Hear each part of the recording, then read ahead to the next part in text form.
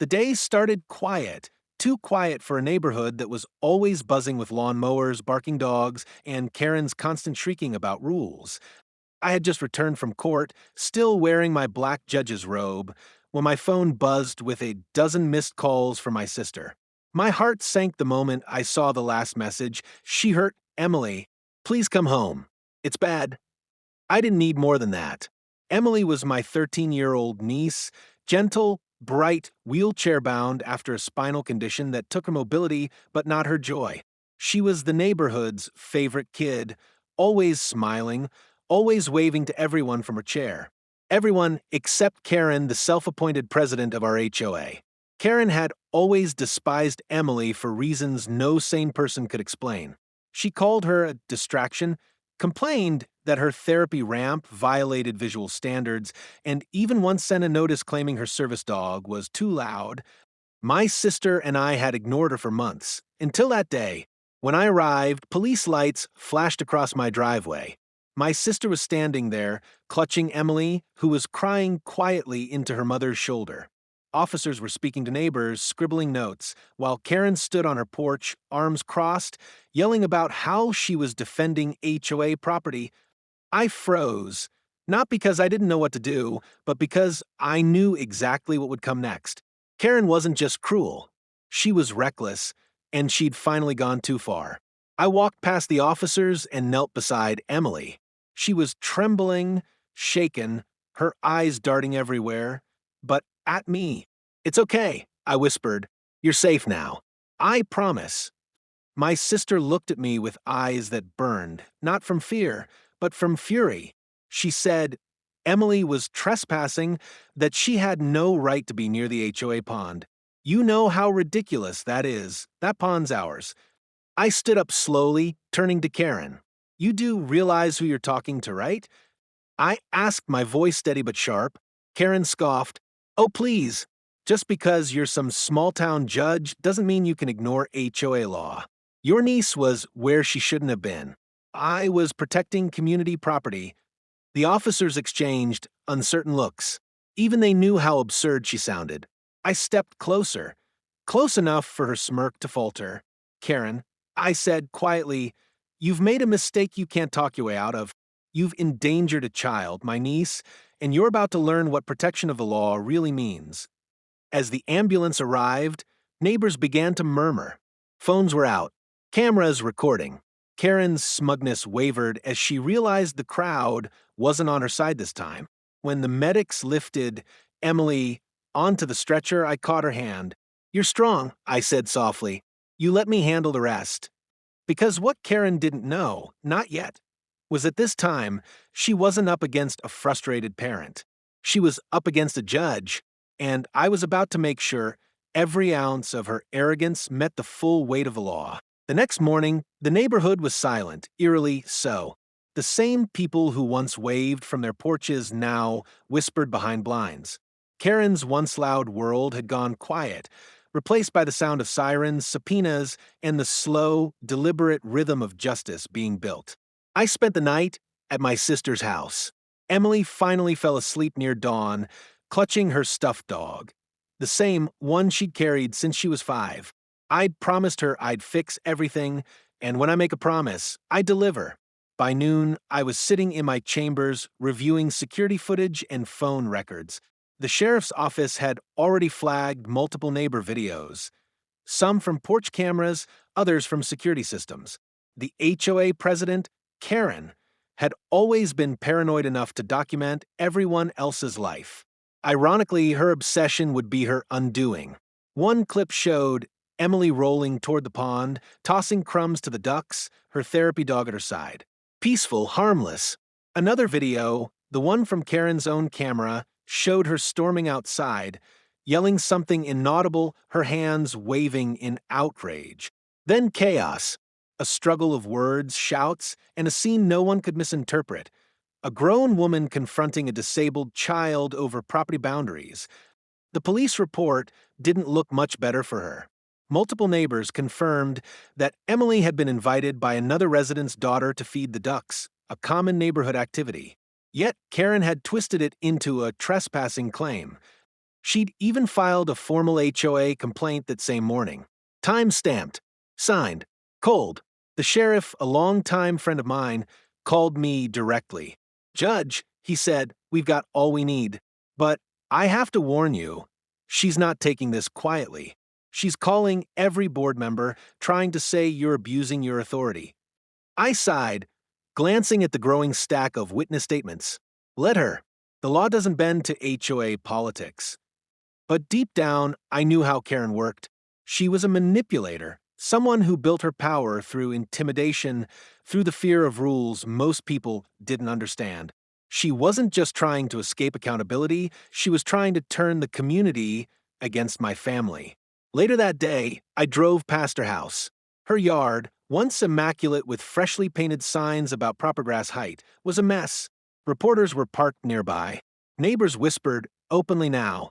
She stood on her porch, screaming at a cameraman about biased coverage and fake accusations. As I slowed the car, she locked eyes with me.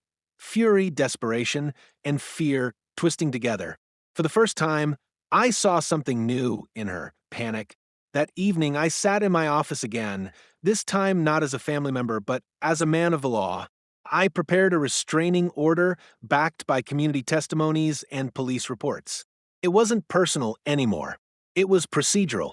And when justice becomes procedural, emotion can't save you. Before signing it, I paused, not because I doubted it, but because I wanted it to mean something. For Emily. For every neighbor Karen had bullied. For every family who'd paid unnecessary fines for the color of their mailbox or the size of their trash bin. When I signed that document, it wasn't just ink on paper. It was a declaration. The era of HOA intimidation was over. As the sheriff's deputies served Karen that evening, my sister called me. "They're at her house," she whispered. "The whole neighborhood's watching." From the window, I could hear cheers, distant but clear, the sound of a community reclaiming peace. But this was only the beginning. Karen wasn't the kind to surrender easily, not when her power, her reputation, and her pride were on the line. The next move would be hers, and when she made it, I'd be ready, both as a judge and as an uncle. If there was one thing everyone in that neighborhood knew, it was this: Karen never admitted defeat. The restraining order had humiliated her. The board had been forced to suspend her as acting HOA president, and the local news had replayed her outburst on a loop. But for someone like Karen, losing control wasn't the end, it was the start of war. Within 48 hours, she was back online. Anonymous posts flooded the neighborhood's social forum, unbiased updates, witness corrections, facts the media won't show. But even behind a fake name, her tone was unmistakable. She called Emily a troublemaker, called my sister a manipulative woman chasing sympathy, and referred to me as a corrupt official using his title for revenge. It didn't take long for screenshots to reach me. My clerk looked up from her phone, frowning. "Judge, she's really losing it." I nodded, calm but deliberate. "Good. The more she talks, the more evidence she creates." That afternoon, the sheriff's department confirmed she'd been contacting HOA board members, demanding an emergency reinstatement meeting. 2 of them quit outright. Another handed over a flash drive to the police, filled with voice memos of Karen ranting, threatening, and admitting she had pushed that girl too hard. By evening, it was clear Karen wasn't just reckless, she was unhinged. But she still had one card left to play. Late that night, my sister called, her voice shaking. Someone just drove by the house. Twice. Headlights off. I froze. "Did you see who?" "No, but there was a voice. A woman's voice. I think it was her." That was the moment when my professional restraint cracked. For days I'd kept my distance, followed the law, respected the boundaries of my role. But now it wasn't just about hearings or fines, it was about family safety. The next morning, I made a call to an old friend, Commander Harris, U.S. Navy retired. He'd served with my late brother, who'd been a SEAL before he passed. Harris owed me a favor, and I cashed it in. By noon, 2 black SUVs rolled quietly into our cul-de-sac. Harris stepped out, flanked by 3 men built like stone. They weren't here to intimidate, they were here to watch. Karen, of course, couldn't stand not knowing what was happening. She came storming down her driveway, arms crossed, eyes blazing. "You think you can scare me with your little friends?" she shouted. Harris smiled politely.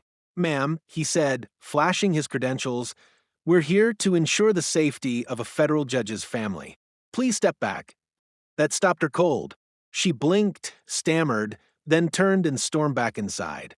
Curtains twitched across the neighborhood. Every resident saw the truth that day. The mask of power had slipped. Karen wasn't in charge anymore. Over the next few days, the investigation deepened. The HOA's financial records were subpoenaed, and the results were explosive. Tens of thousands in misuse, maintenance funds, fake invoices, and illegal fines traced directly to Karen's personal account. I sat in chambers late one night, reviewing every document. Each page was a revelation, each signature a confession. When I finally closed the last folder, I realized something profound. Karen had built her kingdom on lies, and all it took was one act of cruelty to make it crumble. The next morning, the sheriff's office called again. "Judge," he said, voice firm, "we're issuing formal charges, fraud, harassment, and reckless endangerment." For the first time in weeks, I allowed myself a small smile. "Then it's time to finish this," I said. As word spread, the neighborhood rallied.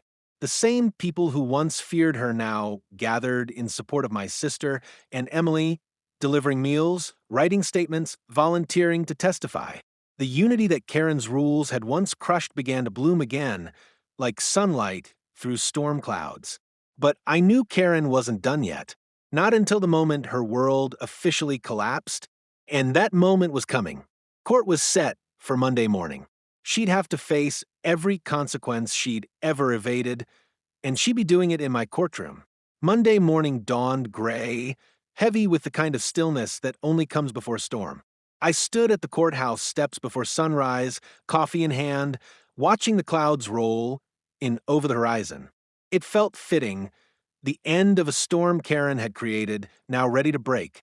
Inside, the courtroom buzzed. Reporters filled the backbenches. Local residents whispered from the gallery. On one side sat my sister and Emily, both calm, resolute, surrounded by quiet support. On the other side, Karen sat alone, a shadow of the woman who once barked orders across cul-de-sacs and lawns. Her face was pale, her posture rigid, eyes darting between the press and her attorney, who looked like he'd rather be anywhere else. Technically, I wasn't presiding over the trial. The ethics board made sure I was recused. But I was there in another capacity, as a witness and as a man whose family had been wronged. The presiding judge, a close colleague, had reviewed every file, every testimony, and now it was time for the truth to breathe. The prosecutor began with precision. He laid out the timeline, the harassment, the false complaints, the fabricated violations, the day of the confrontation with Emily. Each statement struck like a gavel, each piece of evidence building a picture too sharp to deny. Then came the financial crimes. Embezzled HOA funds, unauthorized fees, personal expenditures disguised as landscaping projects. Photos of receipts flashed on the screen. The crowd murmured with disbelief. Karen tried to interrupt twice, insisting that everyone exaggerated, that the girl's mother wanted attention. Her lawyer winced with every word she spoke. When it was my turn to testify, I stood tall. The courtroom fell silent as I approached the stand. I've spent my life believing in the rule of law. I began, my voice steady. It's my duty to uphold it without bias, without anger. But this, I gestured toward Karen, this was not just a violation of the law. It was an abuse of humanity. She targeted a child. She abused her authority. And she weaponized the system meant to protect her neighbors. I paused, locking eyes with her. You didn't just endanger my niece, Karen. You endangered the faith this entire community had in fairness and decency. But today, that ends. The prosecutor thanked me, and I returned to my seat beside my sister. Emily reached out, her small hand clutching mine. Her courage in that moment said more than any testimony ever could.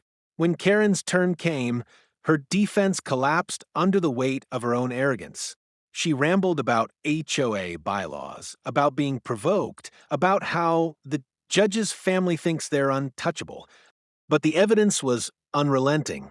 The jury's expressions were stone. After hours of deliberation, the verdict came swift and unanimous. Guilty on all counts: fraud, harassment, and reckless endangerment. Karen's jaw trembled. For the first time, she didn't speak. She didn't glare. She just shrank. The woman who once lorded over every driveway, every garden, every mailbox now sat small and silent, surrounded by the justice she thought she could manipulate.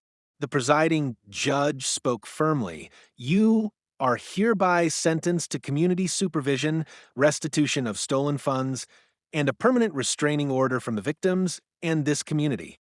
You will not serve as a representative, officer, or leader of any residential organization again." The gavel struck once. It was over. Outside, the air felt cleaner. Neighbors gathered in small groups, some hugging, others wiping tears. Reporters swarmed, but I ignored them.